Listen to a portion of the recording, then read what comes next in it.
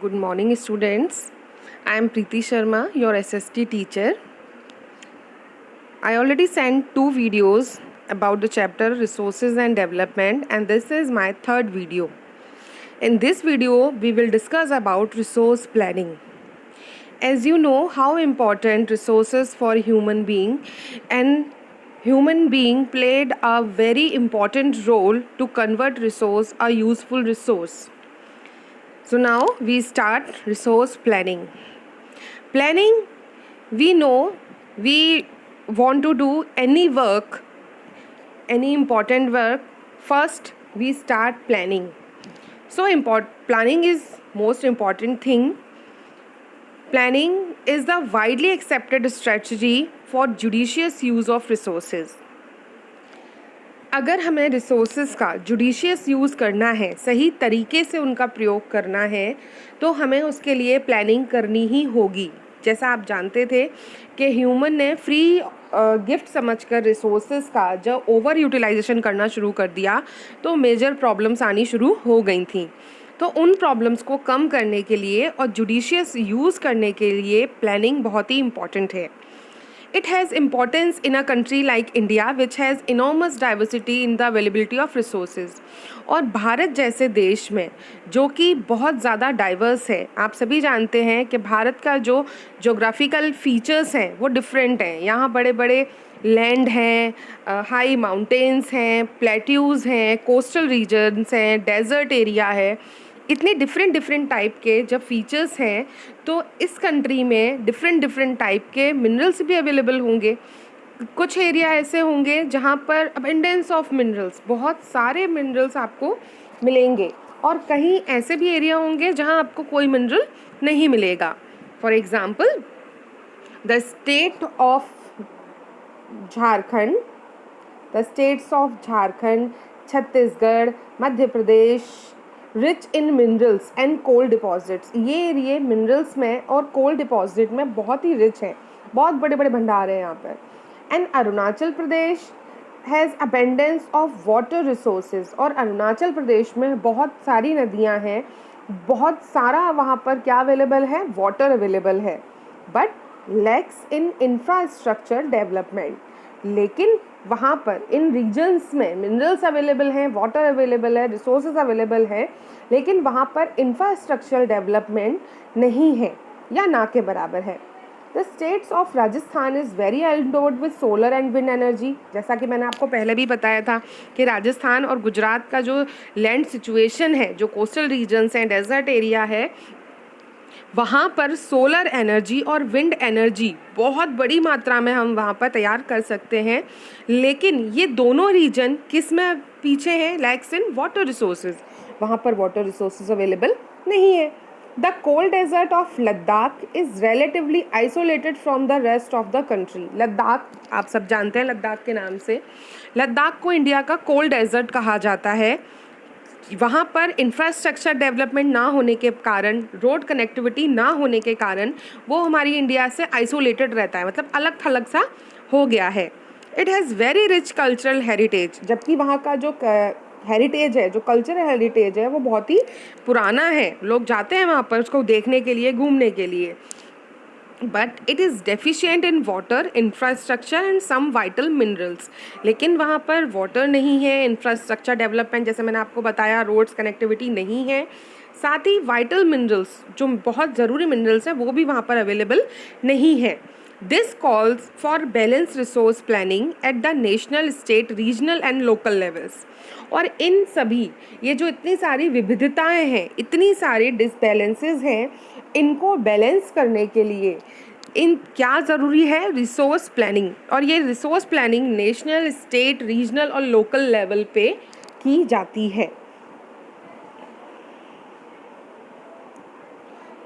So now resource planning in India.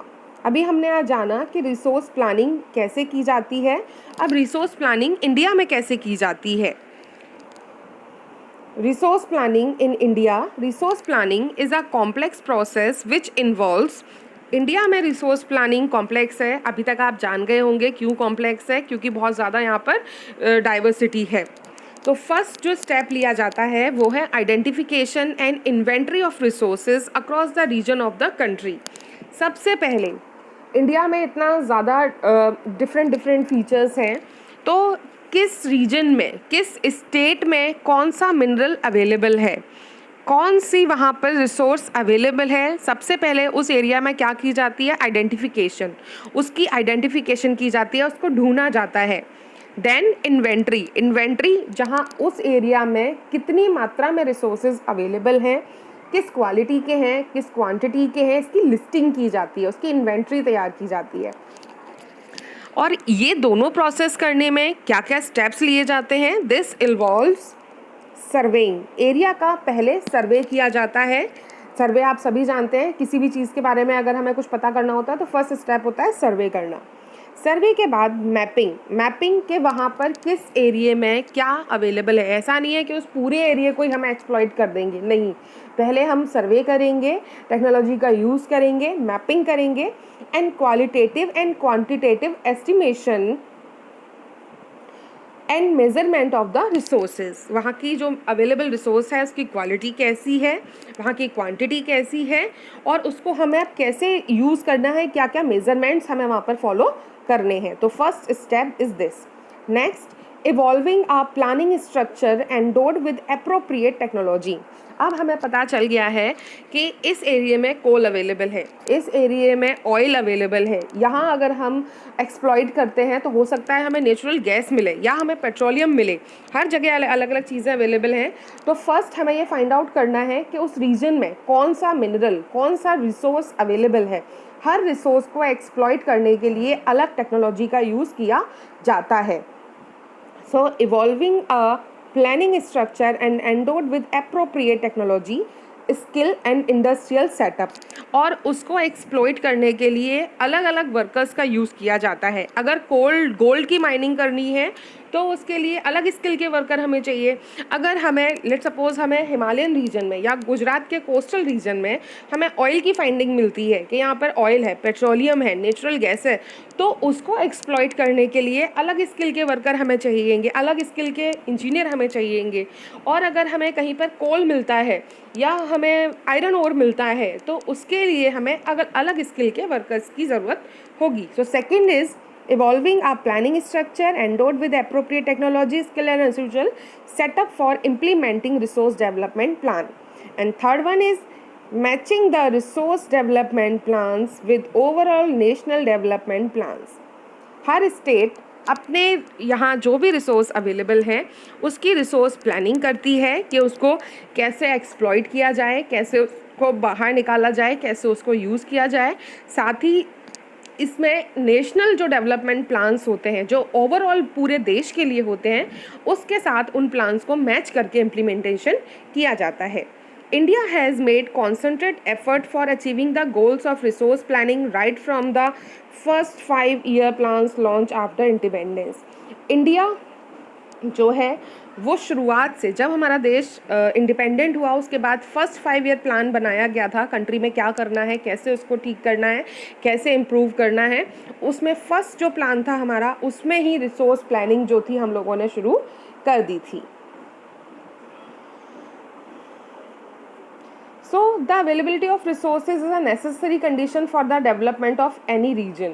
ठीक है, ये बात सही है कि अगर किसी रीजन में रिसोर्स अवेलेबल है तो वहाँ पर डेवलपमेंट हो सकता है, but mere availability of resources in the absence of corresponding changes as technology and institution में हिंडर डेवलपमेंट। लेकिन रिसोर्स होने के बाद अगर हमारे पास वहाँ पर कॉरस्पॉन्डिंग चेंजेस करने के लिए टेक्नोलॉजी नहीं है, एप्रोप्रिएट इंस्टीट्यूशन सेटअप नहीं है, तो रिसोर्स होने के बाद भी वो रीजन डेवलप नहीं होगा, क्योंकि क्या कर देगी, उसकी जो डेवलपमेंट है उसको रोक जाएगा, क्योंकि हमारे पास एप्रोप्रिएट टेक्नोलॉजी नहीं है।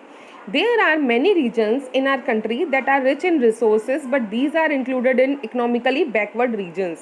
हमारे कंट्री में ऐसे कई रीजन्स हैं जहाँ पर रिसोर्स बहुत अवेलेबल है, मिनरल्स अवेलेबल हैं, हमारे पास में ऑयल अवेलेबल है, लेकिन अगर हम बाकी रीजन्स से उसको कंपेयर करते हैं तो बाकी रीजन्स के कंपैरिजन में वो बैकवर्ड है, वहाँ पर इकोनॉमिकल डेवलपमेंट हुआ ही नहीं है, या हुआ भी है तो बहुत ही थोड़ी मात्रा में हुआ है। So there are many regions in our country that are rich in resources, but these are including economically backward regions. On the contrary, there are some regions which have a poor resources, but they are economically development. और इसके अगर हम contrary देखें तो कुछ regions हैं जहाँ पर मिनरल्स अवेलेबल नहीं है, कोई रिसोर्स अवेलेबल नहीं है, लेकिन बहुत ही डेवलप्ड एरिया हो गए, बहुत ही डेवलपमेंट कर रहे हैं. तो ऐसा क्यों है और आपको बताना है मुझको. ये जो दिया हुआ है, can you name some resources rich but economically backward regions and some resources poor but economically development regions. Give reason for such a situation.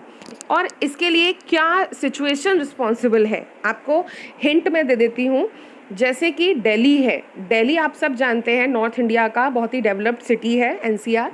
तो दिल्ली में कोई भी रिसोर्स नहीं है, वहाँ पर कोई माइनिंग नहीं होती है, वहाँ से हमें ऑयल नहीं मिलता है, वहाँ पर कोई रिसोर्स अवेलेबल नहीं है, कोई मिनरल अवेलेबल नहीं है. लेकिन आप देखो कितना ज़्यादा डेवलप्ड है, इंडस्ट्रियल डेवलपमेंट सबसे ज़्यादा वहाँ पर है. इवन हमारी पूरी कंट्री को कंट्रोल करता है Delhi.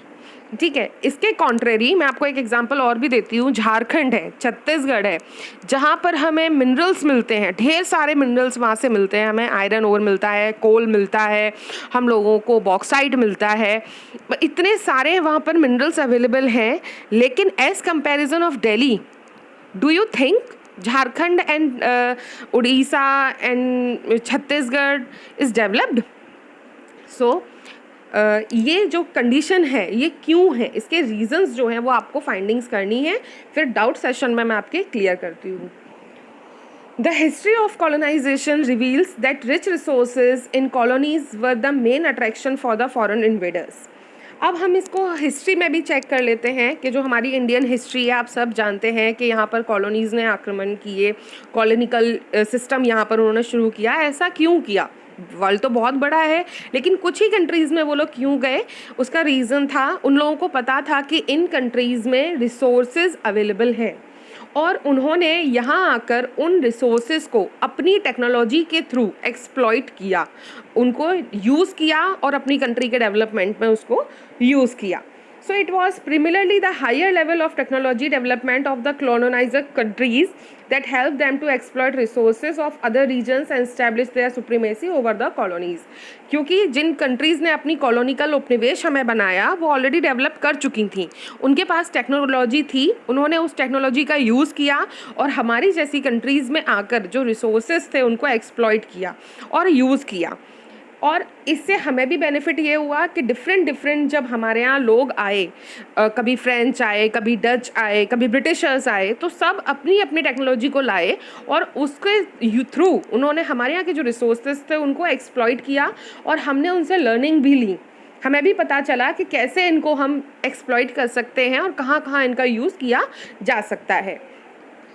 Therefore, resources can contribute to develop only when they are accompanied by appropriate technology. क्योंकि resources तभी resource हैं जब हमारे पास उनको use करने की टेक्नोलॉजी पता हो और हमें ये पता हो कि कैसे इनको यूज़ किया जा सके. India has experienced all the different phases of colonization. India ने different colonization के जो फेज थे उनको एक्सपीरियंस किया. जैसे मैंने आपको बताया कि हर तरह के जब लोग इंडिया आने शुरू हुए तो अपने साथ अपने नॉलेज को भी लेकर आए. Resource development in particular does not only involve the availability of resources but also the technology, quality of human resources and the historical experience. जैसा बताया आपको कि सिर्फ रिसोर्स की अवेलेबिलिटी डेवलपमेंट नहीं है. डेवलपमेंट तब है जब हमारे पास उस रिसोर्स को एक्सप्लॉइट करने के लिए टेक्नोलॉजी हो, ह्यूमन स्किल्स हो उसको यूज़ करने के लिए, तब जाकर वो रिसोर्स कहलाएगा. Next and important topic, conservation of resources. Resources are vital for any development activity. अब तक आप समझ गए होंगे कि resources बहुत ही important है किसी भी एरिया को डेवलप करने के लिए. But irrational consumption and over utilisation, irrational consumption बिना सोचे समझे बहुत ज़्यादा यूज़ कर लेना और ओवर यूटिलाइजेशन हर चीज़ का बहुत ज़्यादा यूज़ करना में led to socio economic and environmental problem. Socio economic जैसे सोसाइटी टू वर्ग में डिवाइड हो गई थी, poor and rich, and environmental problems like अगर हम फ्यूल का बहुत ज़्यादा यूज़ करते हैं तो इन्वायरमेंटल पॉल्यूशन भी होता है. So to overcome these problems, resource conservation at various levels is important. इन सभी प्रॉब्लम्स को ओवरकम करने के लिए रिसोर्स कंजर्वेशन बहुत ही इम्पॉर्टेंट है. This had been the main concern of leaders and thinkers in the past, जिसके लिए पुराने टाइम में जो पास्ट के लीडर्स थे, थिंकर्स थे, उन्होंने बहुत सारी कोशिशें की. For example, Gandhi ji was very apt in voicing the concern about resources. Gandhi ji ने अपनी कई बार आवाज़ उठाई रिसोर्सेज को ध्यान देने के लिए, कंसर्न करने के लिए. उन्होंने एक बात भी कही थी जो इम्पोर्टेंट है, आपको याद रखनी है. There are enough for everybody need and not for anybody's greed. उनका कहना था कि हमारे पास हर किसी की ज़रूरत के लिए पूरे रिसोर्स अवेलेबल हैं, लेकिन किसी के लालच के लिए हमारे पास अवेलेबल नहीं है. इट मीन्स हमारी नेचर ने नीड के लिए तो सबको दिए हैं, लेकिन ग्रीड के लिए अवेलेबल नहीं है. He placed that greedy and selfish individuals and exploitative nature of modern technology as the root cause for resource depletion at the global level. उनका मानना था कि ये जो greed है लोगों की और selfishness जो है, यही root cause है जो हम over exploit कर रहे हैं अपने nature को. He was against mass production and wanted to replace it with the production by the masses. वो मास प्रोडक्शन के विरोध में थे, लेकिन वो क्या चाहते थे कि production by masses. Mass production मतलब बहुत ज़्यादा उत्पादन करना, बहुत ज़्यादा एक्सप्लॉइट करना, लेकिन it with the production by masses. लेकिन बहुत सारे लोग थोड़ा थोड़ा अगर प्रोडक्शन करेंगे, एक्सप्लॉइट करेंगे, तो सबको मिलेगा और उसमें ओवर एक्सप्लॉइटेशन भी नहीं होगा. अब इसके लिए अलग अलग कंट्रीज़ में कुछ स्टेप्स उठाए गए थे. जैसे at the international level the club of Rome advocated resource conservation. Rome club ने भी रिसोर्स कंजर्वेशन के लिए शुरुआत की 1968 में. एंड 1974 में गांधीयन फिलोसफी को दोबारा रिप्रेजेंट किया, जिसमें उन्होंने बुक लिखी small is beautiful. The Samuel contribution with represent to resource conservation at the global level was made by the Brundtland Commission report 1987. तो इस तरीके से इंडिया के अलावा पूरे वर्ल्ड में अलग अलग जगह पर कंजर्वेशन के लिए स्टेप्स उठाए जाने लगे. So students, 3 topics is covered. अब हर टॉपिक के साथ एक वर्कशीट आपको प्रोवाइड की जाएगी. जितना आपने अभी तक समझा उसके अकॉर्डिंग आपको आंसर फाइंड आउट करने हैं. So thank you students.